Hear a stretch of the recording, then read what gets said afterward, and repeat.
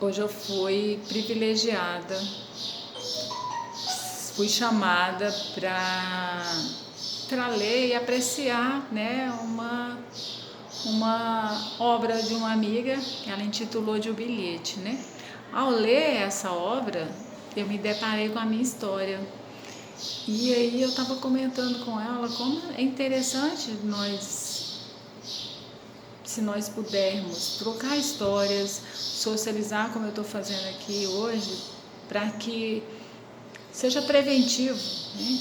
Principalmente nas nossas fases de maiores conflitos, por exemplo, a adolescência. Aí eu fui ler a história dela, que na adolescência, né, ela se empolgou, apaixonou por um rapaz na escola e ela fez um bilhete para ele. E ele demorou a responder. Quando respondeu, ele falou que ela procurasse outro, que ele não queria namorar com ela. E isso gerou tanta ferida, e muitas vezes a gente se vê em determinadas situações ou percebe situações das pessoas, e seria tão interessante buscar saber dessas histórias, né? Porque elas acabam fazendo a gente se esquivar para não sofrer ou atacar. Quando nós nos sentimos ameaçados, o ser humano só tem duas respostas, né, prováveis, né? A mais frequente, que é fugir, que a gente chama de esquiva, ou atacar. No caso, às vezes a gente tem interesse em alguém, mas a gente simplesmente o critica, ou se veste de poderosa para dizer que não, né, que não é interessante, ou foge com medo, né, da dor. É como comer aquelas comidas que nos fazem mal. A gente não quer receber toda aquela situação, e a gente está aqui ao vivo. Eu acabei de ler e eu resolvi fazer essa reflexão, porque eu também tive uma história assim. Eu lembro nos meus 10 anos, quarto ano, acho que era 10 anos, muito calada, muito reflexiva, e me interessei logo por um menino mais bonito. Sempre tive bom gosto, né? O mais bonito da escola, mais velho. Eu sempre queria sempre, né, lidar com pessoas mais velhas, né? Eu não conseguia aquela situação de brincar só, eu sempre fui muito reflexiva. E resolvi fazer um bilhete igual a minha amiga. E aí, pra quê? Na hora do recreio, eu fiz o bilhete, entreguei. Eu acreditava assim que eu era tão especial, como a gente acredita quando é criança, né? Tudo é muito, muito encantado, tudo é muito lúdico, né? Então teria que ser um conto de fadas. E o que me aconteceu? Na saída da escola, estavam lá os meninos num grupo e eles se esbaldavam de rir e apontavam para mim. E eu cheguei a ouvir: nossa, como que ela tem coragem? Quem ela acha que é? Né? Aquela magricela, feiosa. E eu acredito até que nem era, eu era gorda.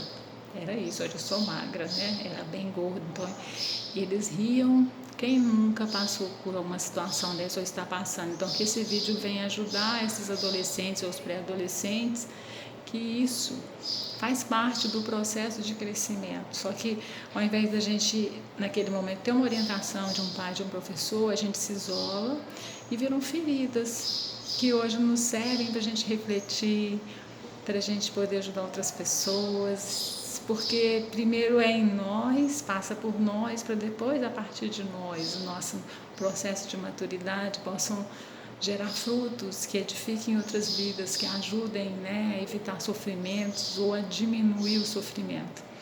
Então, o que eu fiz? Eu me escondi dentro do banheiro, eu não quis sair mais. Aquilo, né, naquele momento, eu achava que fosse uma situação só. Só que essa situação, eu vi respostas desse comportamento no decorrer do meu processo da adolescência, aonde eu sempre tinha o receio, né? Então, se a pessoa não chegasse, não se expressasse para mim, eu não conseguia me movimentar para. Passei a adolescência toda numa timidez profunda, eu não olhava nos olhos das pessoas, eu baixava o tempo todo, mas ao mesmo tempo ficava analisando tudo. Eu acredito que a gente acaba desenvolvendo uma situação de investigação do território, do terreno, para que haja uma evitação do sofrimento.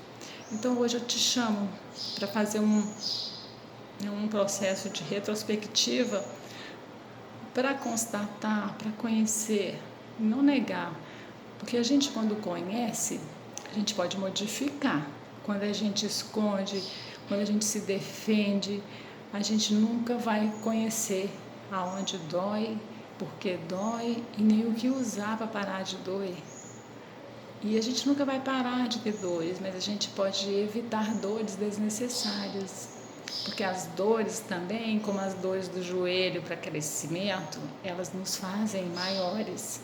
É esse o recado para vocês, que eu possa ter contribuído de alguma forma. Eu não gosto muito de vídeo e esse ficou extenso, é o meu primeiro vídeo, mas eu gostaria de deixar isso registrado, porque se eu não faço na hora que eu penso, depois eu acabo protelando, falo que um dia eu vou fazer um livro e até agora nada.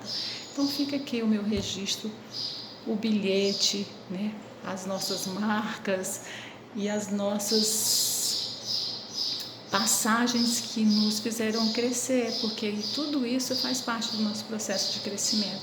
E a gente possa agregar isso uma reflexão que eu coloco em tudo que eu crio, em meio à dor, eu resisto e insisto em falar de amor, tá? Que vocês possam também criar uma resiliência e a gente vai se tornando um pouquinho maiores emocionalmente e a gente começa pela expressividade se curar, ajudar o processo de cura das outras pessoas e a nossa boca possa edificar, né? E trazer luz aonde há uma escuridão.